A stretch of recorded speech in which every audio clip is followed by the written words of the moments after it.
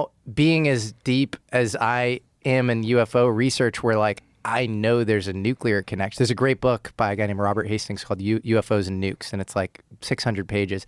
And it is 167 Q-cleared ICBM security personnel, radar operators, employees at nuclear bases where they're saying they see tic tacs, orbs, saucers, all sorts of stuff flying around our nuclear sites, often disarming the nukes. And so it's always tough to answer that question where you're like, what do you think of Skywatcher? I'm like, if I don't have that ontology where like UFOs are showing up around nukes constantly, which I'm deep in this, and they do. They show up all around the world. There's a town in Japan called Ino, which is next to the Fukushima prefecture. Fukushima is famous for its civilian nuclear grid, which was built in the 1970s. It has a museum dedicated to UFOs in the 90s that they built. Everybody there is obsessed with UFOs. Vice did a documentary in 2022 because they are obsessed with UFOs. There are geomagnetic anomalies they found all over this mountain, Sengan Mori there, and there are UFO researchers there, and like everybody in that town believes in UFOs. Bariloche, Argentina, 1995. You have a commercial. They're famous for, again, civilian nuclear grid.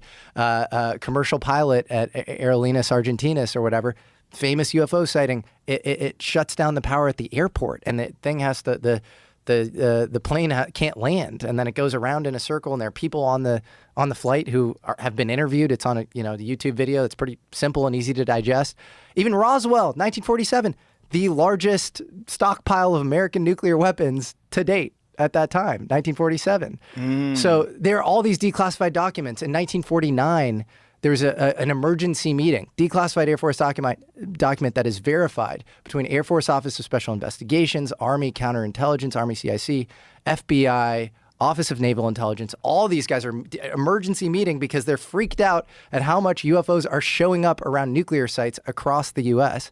In 1952, there's a Look magazine article where Captain Edward J. Ruppelt, who's kind of marginalized pre-Blue Book really taking off with J. Allen Hynek, who I think was basically a disinfo agent, where Really?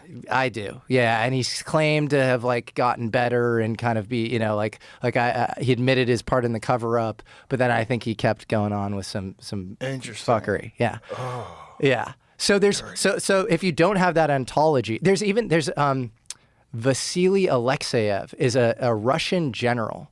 And in a German magazine from 2000, he's interviewed, and he talks about how UFOs show up at the forefront of human ingenuity and advancement. And when we transport certain material, the UFOs show up.